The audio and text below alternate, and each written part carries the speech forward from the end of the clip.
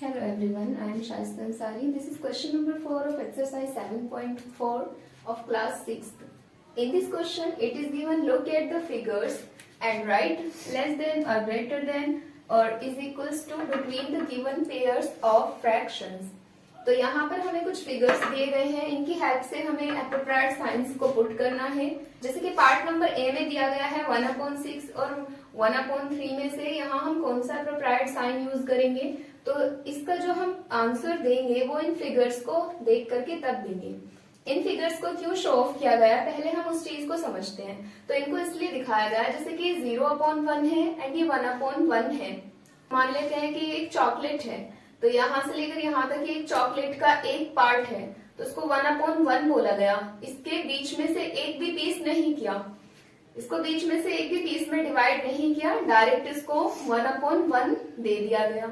And उसके बाद ये भी एक चॉकलेट है, तो उस एक चॉकलेट के 2 पार्ट्स कर दिए गए, जिसमें से यहाँ पर जब वो स्टार्ट हुआ तो 0/2 है एंड वो हाफ हो गया तो 1/2 है एंड उसके बाद में हाफ पार्ट इसका ये है तो वो है 2/2 एंड उसके बाद में उसी चॉकलेट के 3 पार्ट्स कर दिए गए।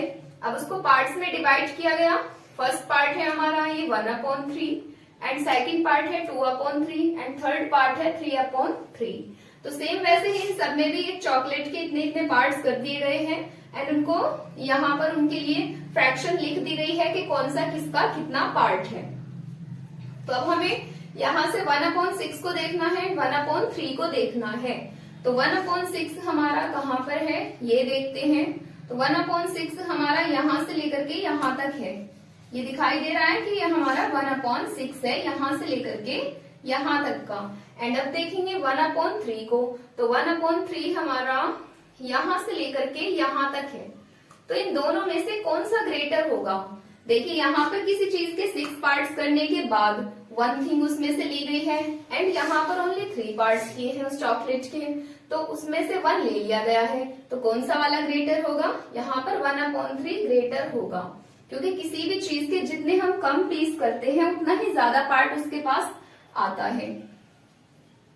किसी भी चीज के हम जितने कम पार्ट्स में उसको डिवाइड करते हैं उतना ही ज्यादा पार्ट हमारे पास आता है। अब नेक्स्ट देखते हैं क्वेश्चन नंबर बी में 3/4 है एंड 2/6 है। तो अब देखेंगे 3/4 हमारा किधर है, तो 3/4 ये है हमारा यहाँ। अब ये 3/4 यहाँ से लेकर के यहाँ तक का पार्ट हो गया एंड उसके बाद में 2/6 को देखते हैं। तो 2/6 है हमारा ओनली यहाँ से लेकर के यहाँ तक। तो कौन सा वाला पार्ट इसमें से ग्रेटर दिखाई दे रहा है, तो इसमें से 3/4 वाला पार्ट ग्रेटर है। एंड क्वेश्चन नंबर सी में देखते हैं। क्वेश्चन नंबर सी में 2/3 है एंड 2/4 है। अब यहाँ से देखते हैं कि 2/3 किधर है, तो 2/3 हमारा ये है। 2/3 जो है हमारा यहाँ से लेकर यहाँ तक है एंड उसके बाद 2/4 जो है 2/4 है यहाँ से लेकर यहाँ तक। तो 2/4 एंड 2/3 में से कौन सा वाला पार्ट ग्रेटर होगा, तो यहाँ पर जो पार्ट ग्रेटर होगा वो होगा 2/3। तो यहाँ पर हम 2/3 की साइड को एप्रोप्रिएट साइन लगा देते हैं। एंड उसके बाद है हमारे पास क्वेश्चन नंबर डी में पूछा है हमसे 6/6 एंड 3/3 में से कौन सा नंबर ग्रेटर है। तो 6/6 को देखते हैं। 6/6 हमारा यहाँ से लेकर यहाँ तक की बात हो रही है एंड जो 3/3 है वो भी यहाँ से लेकर के यहाँ तक की बात हो रही है। मीन्स ये जो चॉकलेट है वो यहाँ 3/3 एंड 6/6 में से कम्प्लीटली आ रही है दोनों में। और अगर हम इसको एक और मेथड से देखें तो ये मेथड भी हम इसमें अप्लाई कर सकते हैं कि 6 × 6 एंड 6 × 6। यहाँ पर हम इसकी दोनों ही फ्रैक्शंस की सिंपलेस्ट फॉर्म बना देंगे 3/3 एंड ऑल्सो 3/3। तो जब भी कभी न्यूमेरेटर एंड डिनोमिनेटर सेम होते हैं उसका मतलब होता है ओनली 1, क्योंकि यहाँ डिनोमिनेटर 1 की कोई वैल्यू नहीं आती।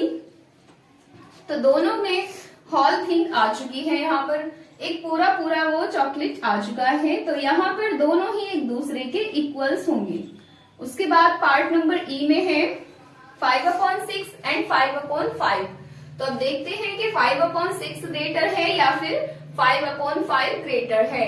तो 5/5 हमारा यहां से लेकर यहां तक है, एंड जो 5/6 है वो है यहां से लेकर यहां तक।